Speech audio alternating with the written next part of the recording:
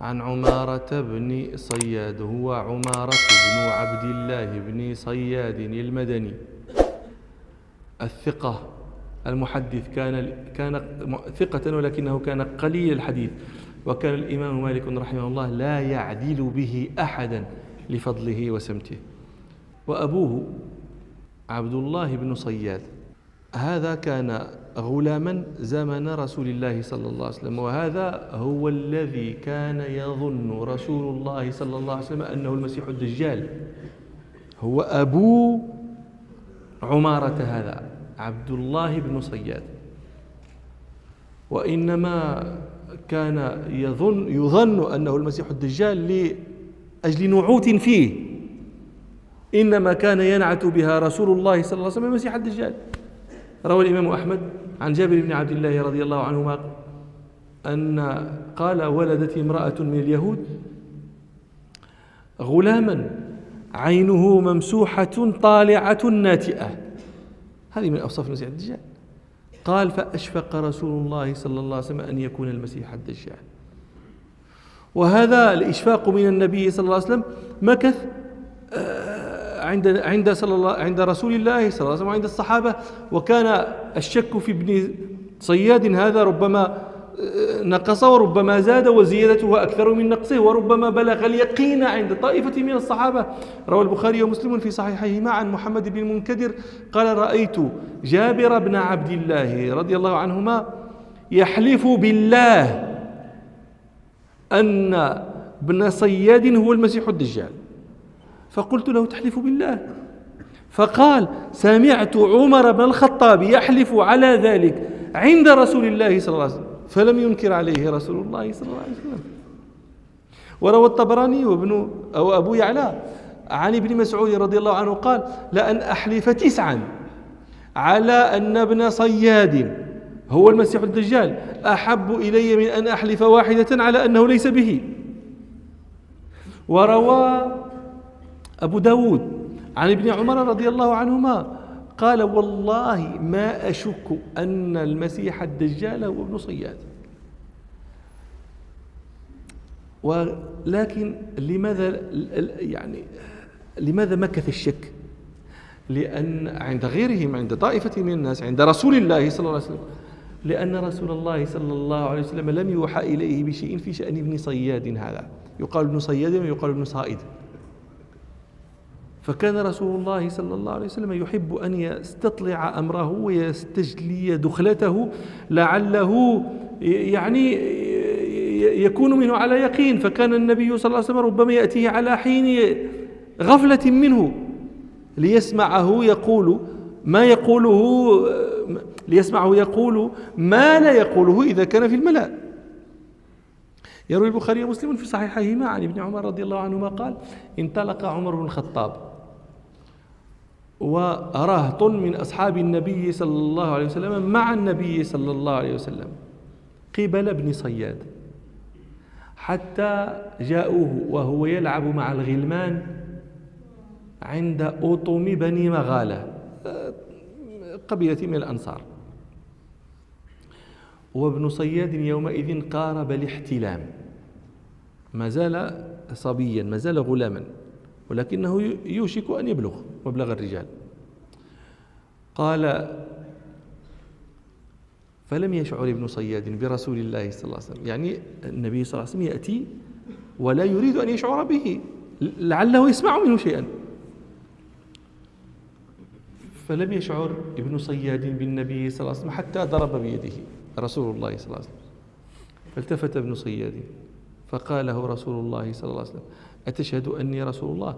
لا يغيب عن أذهانكم أن أمه يهودية، هذا ابن صياد. قال: أتشهد أني رسول الله؟ فنظر ابن صياد إلى رسول الله صلى الله عليه وسلم فقال له: أشهد أنك رسول الأميين. العرب اليهود كان طائفة منهم ينكرون نبوة رسول الله صلى الله عليه وسلم رأسا، وطائفة منهم تقر بنبوته، لكن يقولون هو ليس نبيا إلينا ولكنه نبي إلى العرب، إلى الأميين. فقال له: أشهد أنك نبي إلى الأميين. ثم قال ابن صياد لرسول الله صلى الله عليه وسلم: أتشهد أني رسول الله؟ ضحكت وياك، قلة الحياة كثيرة هذه. أتشهد أني رسول الله؟ فرفضه رسول الله صلى الله عليه وسلم يعني، وقال له آمنت بالله ورسوله. ثم قال له رسول الله صلى الله عليه وسلم ماذا ترى؟ فقال ابن صياد يأتيني صادق وكاذب، يعني يأتيني مرة الأتي هذا فيخبرني بأشياء تكون صادقة، ويأتيني مرة فيخبرني بأشياء تكون كاذبة، يأتيني صادق وكاذب. فقال له رسول الله صلى الله عليه وسلم خلط عليك الأمر، أي هذا شيطانك لبس عليك كما يلبس الشياطين على أصحابهم من الكهنة. وفي رواية وفي حديث أبي سعيد الخدري عند مسلم أن رسول الله صلى الله عليه وسلم قال له ماذا ترى؟ قال أرى عرشا على ماء. فقال له رسول الله صلى الله عليه وسلم رأيت عرش إبليس على البحر، يعني رأيت عرشا على ماء، الرحمن على العرش استوى وربنا سبحانه عرشه على الماء وكان عرشه على الماء، يوهم أنه رأى عرش الرحمن على الماء. رأيت عرشا على ماء، فقال رأيت عرش إبليس على البحر. ثم قال له رسول الله صلى الله عليه وسلم قد خبأت لك خبيئا، أخفيت لك شيئا، أخبرني ما هو. يستقرئ النبي صلى الله عليه وسلم حاله. في رواية في حديث في رواية عند أبي داود أن رسول الله صلى الله عليه وسلم كان أخفى له، أضمر له يوم تأتي السماء بدخان مبين. قال بعض العلماء كانت كتبت لرسول الله صلى الله عليه وسلم في كفه وخبأها. قال قد خبأت لك خبيئا، فما هو؟ فقال له ابن صياد هو الدخ. قال العلماء من يشرح الحديث قال أراد أن يقول الدخان، يعني الدخ هذا الذي رآه شيطانه. يعني تعلمون أن الشياطين كانت تترصد تقعد مقاعد في السماء تسمع، ولكن لما بعث النبي صلى الله عليه وسلم صار كل من يقعد يرجم، فصارت الشياطين هذه تخطف الشيء لكن تفر قبل أن ترجم، فتسمع قليلا من الشيء، فهو شيطانه الجزء الذي سمع هو الدخ. ايش بعد الدخ؟ ما الله أعلم، هو الدخ. فعرف النبي صلى الله عليه وسلم شأنه فقال اخسأ فإنك لن تعدو قدرك، أي لن تعدو قدر أمثالك من الكهنة الذين يقذف لهم شياطينهم مثل ذلك. فقال له عمر رضي الله عنه دعني يا رسول الله أضرب عنقه. فقال له رسول الله صلى الله عليه وسلم إن يكن هو فلن تسلط عليه، إن يكن هو المسيح الدجال فلن تسلط عليه، وإن لم يكن هو فلا خير لك في قتله. قال سالم فسمعت ابن عمر يقول، الحديث نفسه حديث البخاري ومسلم، قال فسمعت ابن عمر يقول ثم إن رسول الله صلى الله عليه وسلم انطلق بعد ذلك مع أبي بن كعب إلى النخل الذي يكون فيه ابن صياد، ورسول الله صلى الله عليه وسلم يختل أن يسمع من ابن صياد قبل أن يعلم به ابن صياد.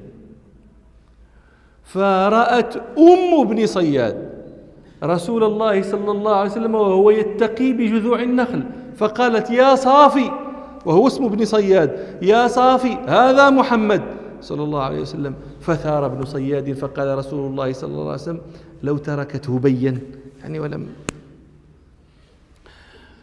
ولهذا يعني مكث الأمر كذلك حتى مات رسول الله صلى الله عليه وسلم ولم يوحى إليه شيء في شأن ابن صياد، فبقي الصحابة شاكين فيه ويعظم شكهم أحيانا لأشياء تقع.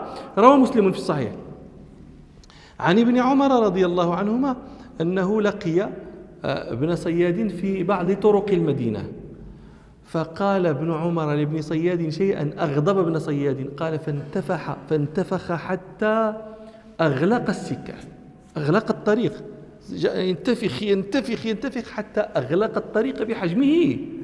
وش هذا ليس بإنسان هذا. فدخل ابن عمر على حفصة أخته فقالت له رحمك الله ماذا أردت من ابن صائد؟ أما علمت أن رسول الله صلى الله عليه وسلم قال إنه يخرج من غضبة يغضبها، تريد الدجال. النبي صلى الله عليه وسلم قال إن الدجال يخرج إلى الناس بعد غضبة يغضبها، أما خشيت أن يكون هو الدجال ويخرج أنت أغضبته؟ ما أردت منه. وروى مسلم أيضا عن نافع عن ابن عمر أنه قال لقيته لقيتين، يقصد ابن صياد، فذكر اللقية الأولى هذه التي تقدمت، قال ولقيته مرة أخرى وقد نفرت عينه، ورمت وانتفخت وخرجت، فقال له ابن عمر متى حدث هذا الذي أرى بعينك؟ فقال لا أدري. فقال ابن عمر لا تدري وهي في رأسك؟ كيف عينك في رأسك لا تدري متى وقع هذا؟ فقال له ابن صياد لو شاء الله خلقها في عصاك، يعني هذه العصا التي كان ابن عمر يمسك عصا، هذه العصا التي في يدك لو شاء الله لجعل فيها هذه العين ولا تشعر أنت والعصا منك قريبة، يعني فكيف تقول لي أنا أني لم أشعر؟ قال ابن عمر فنخر كأشد نخير حمار سمعته. نخير الحمار هذا صوت كنخير الحمار، ولكنه لم يسمع ابن عمر نخيرا كهذا قط قبله. لماذا نخر؟ لأن ابن عمر كان ضربه بتلك العصا التي كانت في يده. قال ابن عمر فزعم بعض أصحابي أني ضربته بعصا في يدي حتى تكسرت، وأما أنا فوالله لا أذكر، لم أشعر بشيء من ذلك. قالوا لعل ابن عمر رضي الله عنهما لم يشعر لشدة غيظه وغضبه، لأنه كان تبين له أن هذا هو المسيح الدجال. الذي يزيد الشيء إبهاما أن هذا ابن صياد يظهر من أمره أنه أسلم. يروي مسلم في الصحيح عن أبي سعيد الخدري رضي الله عنه قال يعني بعد وفاة النبي صلى الله عليه وسلم خرجنا عمارا أو حجاجا ومعنا ابن صياد وهم يريدون الحج أو العمرة. قال فنزلنا منزلا فتفرق الناس وبقيت أنا وهو، فجاء بمتاعه فوضعه قال واستوحشت منه وحشة شديدة، هو وهو قال فاستوحشت منه وحشة شديدة مما يقال عليه. قال فجاء بمتاعه فوضعه عند متاعه، فقلت له إن الحر شديد فلو وضعت متاعك تحت تلك الشجرة. قال ففعل. قال فرفعت لنا غنم، ظهرت غنم، فذهب وأتى بعس، أتى بإناء قد حلب فيه بعد تلك الغنمات، وقال اشرب أبا سعيد. فقلت إن الحر شديد واللبن حار. قال والله ما بي إلا أني أكره أن أشرب عن يده. فقال يا أبا سعيد والله، قال يا أبا سعيد لوددت أني أخذت حبلا فعلقته في شجرة فاختنقت مما يقول الناس، يريد أن يقتل نفسه. يا أبا سعيد من خفي عليه حديث رسول الله صلى الله عليه وسلم فما يخفى عليكم معشر الأنصار؟ أوليس قد قال رسول الله صلى الله عليه وسلم إنه كافر وأنا مسلم؟ أوليس قد قال رسول الله صلى الله عليه وسلم إنه عقيم لا يولد له، الدجال إنه عقيم لا يولد له وأنا تركت ولدي في المدينة؟ أوليس قد قال رسول الله صلى الله عليه وسلم إنه لا يدخل مكة والمدينة وأنا جئت من المدينة وأريد مكة؟ يقول أبو سعيد الخدري فما زال بي حتى كدت أعذره، يعني وأكذب ما يقول الناس. فقال لي أما والله إني لا أعلم، إني لا أعرف أباه وأمه وأعرفه هو وأين هو الآن. فقلت له تبت لك سائر اليوم كدت أعذرك، تعرف أباه وأمه وتعرفه هو وتعرف أين هو الآن، كيف هذا الشيء؟ وفي رواية أخرى عند مسلم أنه لما قال له إني لا أعرفه وأعرف أباه وأمه وكذا وأين هو الآن، قيل له فهل تحب أن تكون ذلك الرجل، أن تكون أنت الدجال؟ فقال هو لو عرض علي ذلك ما كرهته. فلذلك بقي العلماء مضطربين في شأن ابن صياد هذا. بعضهم يقول هو صحابي وهذا مذهب الطبري، بعضهم يقول هو تابعي، بعضهم يقول هو ليس بالدجال ولكنه دجال من الدجاجلة، وبعضهم يقول هو الدجال بنفسه، مرة ينتفخ حتى يسد الطريق، يقول أنا أعرفه وأعرف أباه وأعرف أمه وأعرف أين هو الآن هذه الساعة. يعني إيش؟ هذه إيماء إلى أن أنا هو. ويقول لما قيل له أتود أن تكره أن تكون ذلك الرجل؟ قال لا أكره، لو عرض علي ذلك ما كرهته. وهو يعلم أن الدجال يدعي الألوهية، ومن يدعي الألوهية ومن يرضى أن يكون إلها فهو كافر. ولكن يشكل على أن يكون الدجال أنه في وقت النبي صلى الله عليه وسلم في زمانه كان غلاما قارب الاحتلام، فكيف يكون في آخر زمانه شيخا كبيرا في بعض الجزر مقيدا بالسلاسل كما ورد وصفه في حديث تميم الداري؟ فلذلك أشكل أمره على الناس. قال الشوكاني رحمه الله: أشكل أمر ابن صياد على الناس حتى قيل فيه كل قول. وإلى لقاء آخر إن شاء الله.